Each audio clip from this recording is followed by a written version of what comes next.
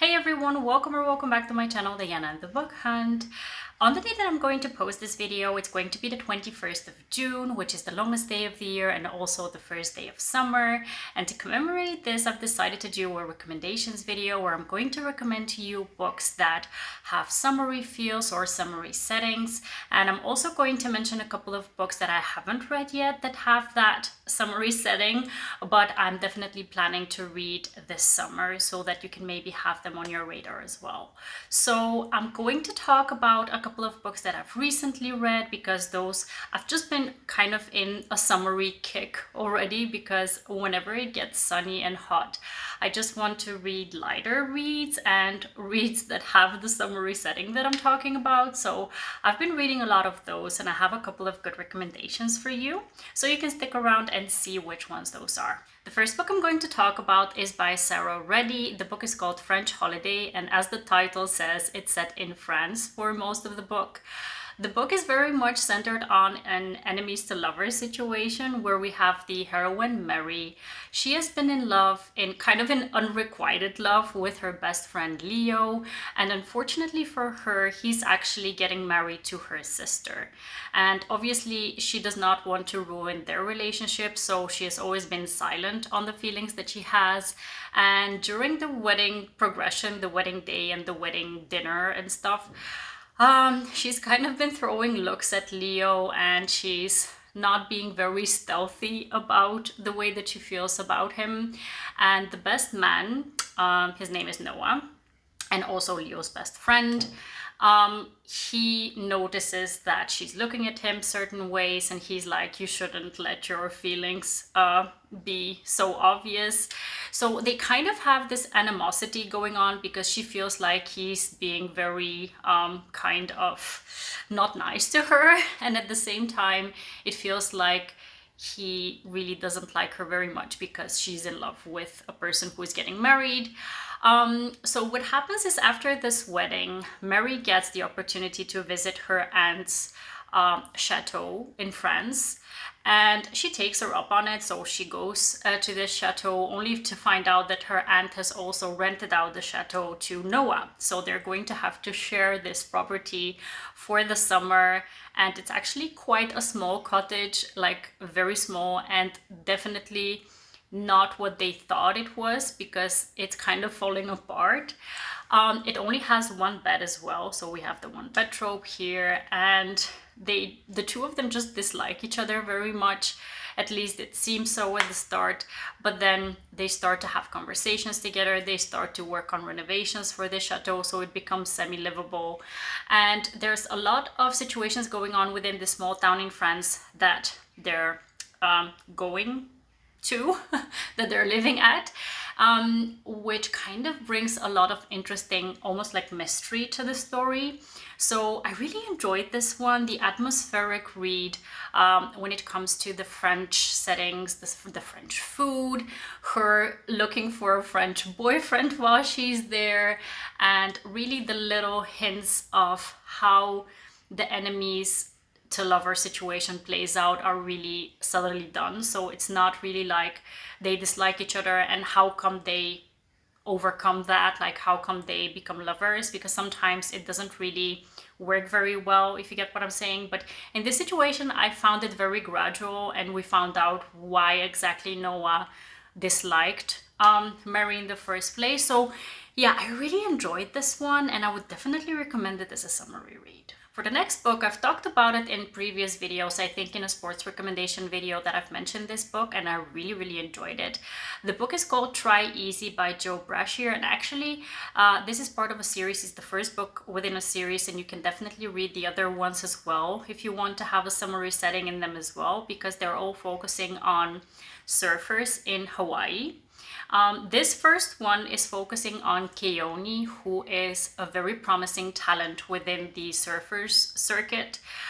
He very much wants to compete in these big events for surfers. And the book is set in, I believe, the 60s. So around that time, that circuit is not very inclusive. So he doesn't really get invited to participate, even though he's the best in the field. We have our heroine Lou, who's a photographer, and she gets the opportunity to go to Hawaii to have like a 2 or 3 week holiday. And she gets picked up by Keone and his friend because they have mutual friends, and they were tasked to pick these girls up at the airport. So they meet each other. And Keone has always vowed to himself that he's not going to fall for a tourist because it obviously wouldn't lead anywhere. And he also wants to be with a Hawaiian local girl. And then Lou herself doesn't anticipate falling in love with someone who is like a world away from where she usually is living. And yeah, it's a bit of an interesting setting of them really enjoying each other's company, but at the same time not knowing how it's going to work out because they don't live at the same place. And I found that this book, I don't know, the setting really reminded me of reading a Taylor Jenkins Reid book, and especially because it's in a historical setting almost, but feels very contemporary written. I think that that's the thing that really made me enjoy it as much as I would a Taylor Jenkins Reid story. And the fact that we're reading about surfers, something that I think is very exotic and very nice to read about because it's not your go-to sports romance. I really enjoyed this one, and it's very atmospheric. The scenes that are described in Hawaii are just so picturesque that I would definitely recommend this one as a summer reread. Next up is a book that I mentioned in my previous video that I uploaded, the June recent reads. The book is called A Lot Like Love by Jennifer Snow, and I mentioned that it was a bit of a surprise for me because when I saw the cover I wasn't immediately sold, but then when I started to read the book it became a very pleasant surprise for me. The book is a single dad small town romance where we have our heroine who inherits this rundown B&B from her grandmother, and she's kind of doubting on what she should do with it. She's like, should I sell it? But then at the same time there are memories there, and also she kind of gets roped into first renovating it and then selling it because she'll get a bigger profit, and she gets roped into doing this by her high school previous crush, who is our hero in the story, and he's a single dad. I found that this book is really, again, very picturesque. It's set in California in this small beach town. I found that the whole process of the renovation of this B&B really kind of worked in a very kind of whimsical and soothing manner.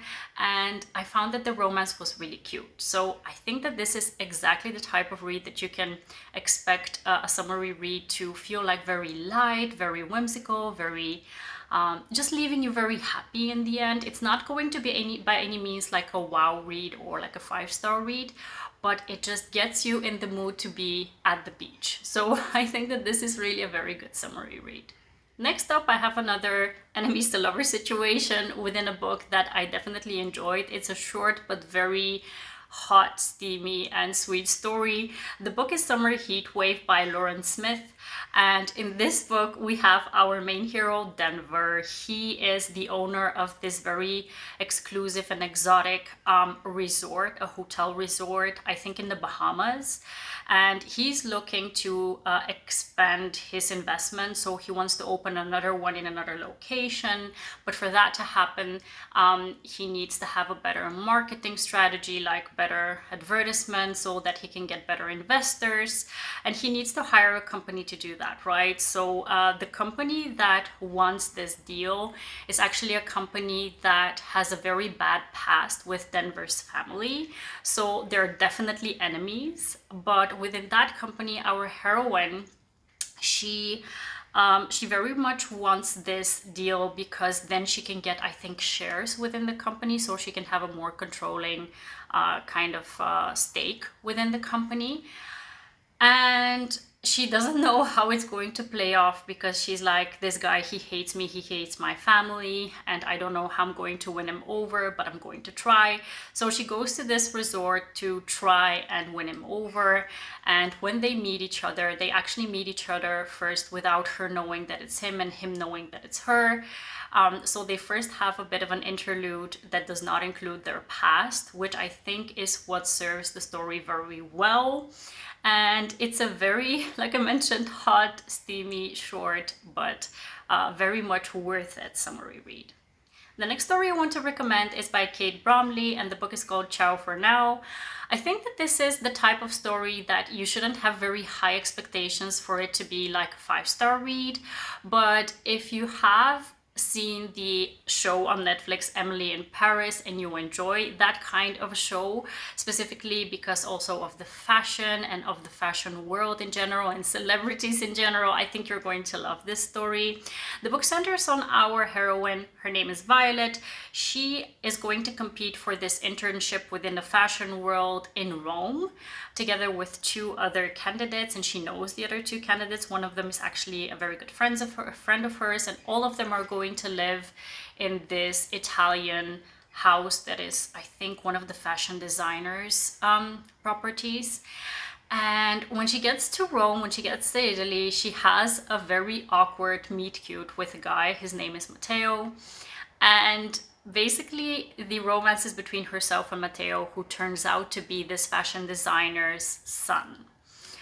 So there's a lot of scenes that are absolutely like laugh out loud awkward, and at the same time there's a lot of very atmospheric scenes that are very suitable for the Italian setting, like the food and just the scenery and a trip that they take to Capri, and just so many amazing little tidbits of moments that I absolutely ate up because I love Italian settings in general. I've mentioned this many times over on my channel, and it was the perfect kind of story for me for a summery setting because, like I mentioned, it reminded me of Emily in Paris.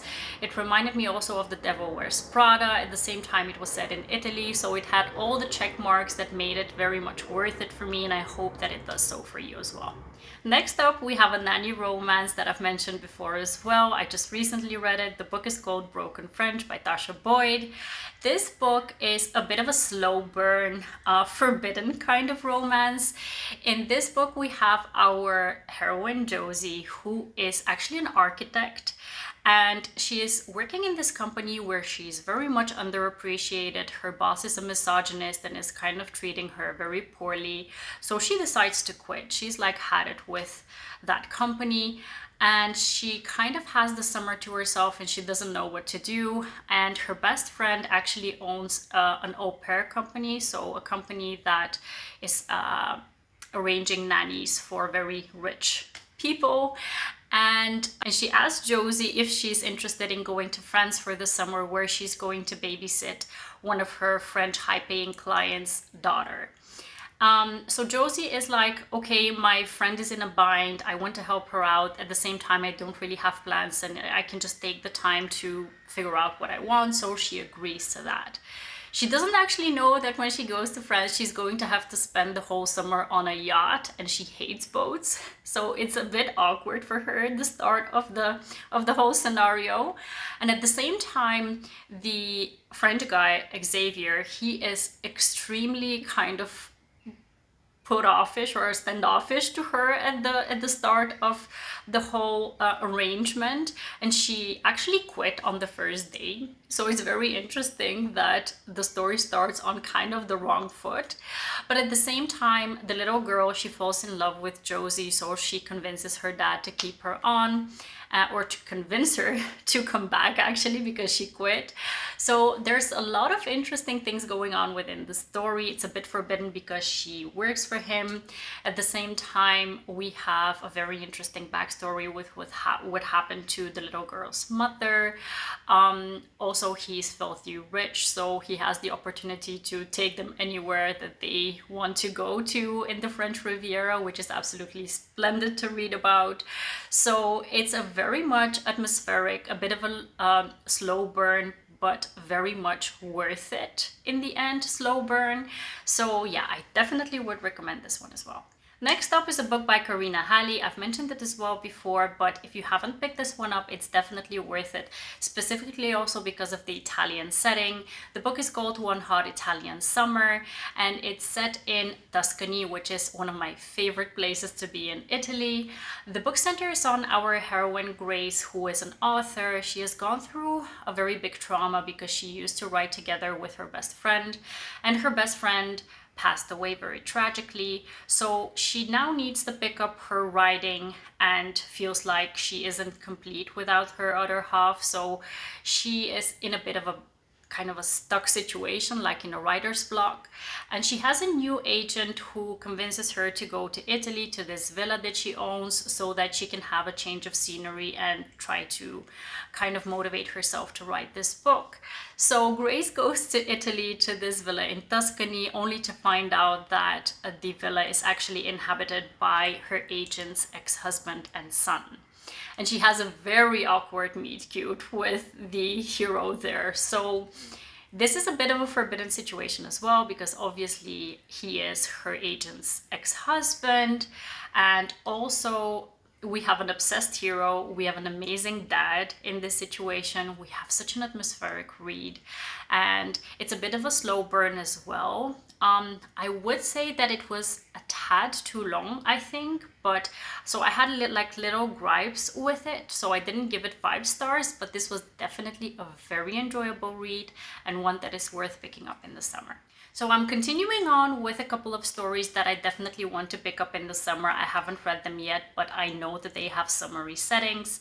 The first one being by an author duo who are actually married, and I love their previous works. The book is called Do I Know You by Emily Wibberley and Austin Sigmund Broca.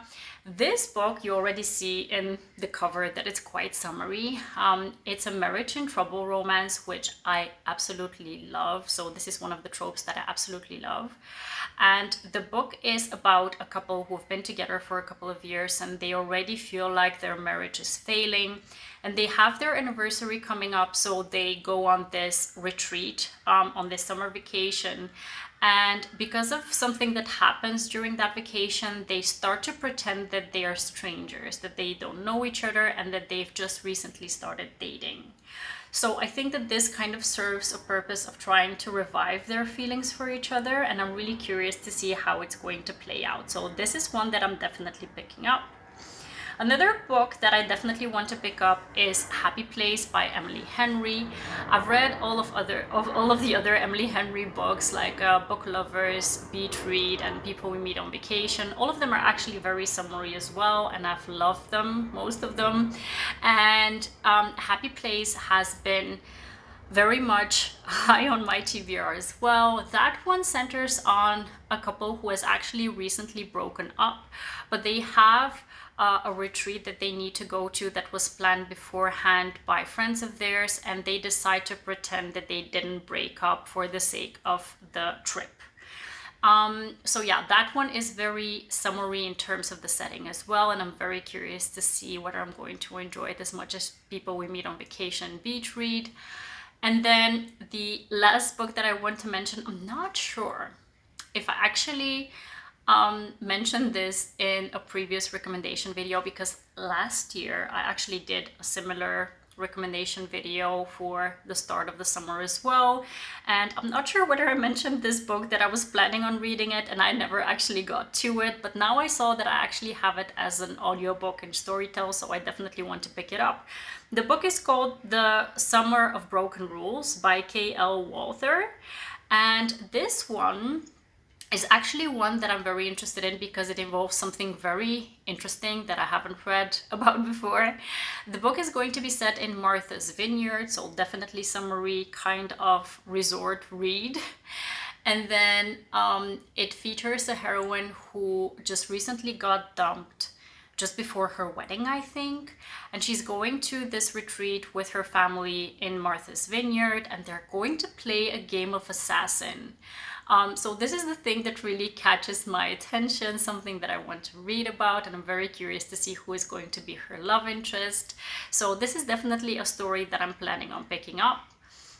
So yeah, these were my recommendations for summery reads and the ones that I plan to pick up. Please let me know if you've read any of the stories and what you thought about them in the comments below. And let me know what is on your TBR for this summer. I hope you enjoyed this video, and I hope to see you very soon in the next one. Have a wonderful, marvelous day. Happy reading. Take care, and bye-bye.